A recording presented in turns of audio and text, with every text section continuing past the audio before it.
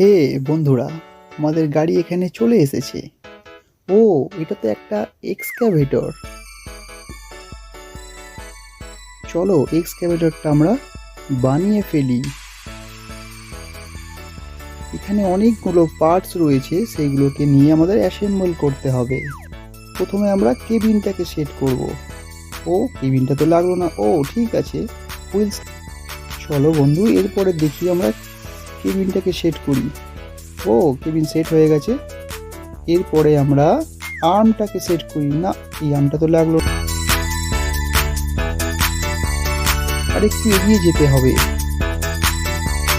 হ্যাঁ, ওই তো দেখা যাচ্ছে ময়লা। এই তো, চলে এসো অন্য গাড়ি।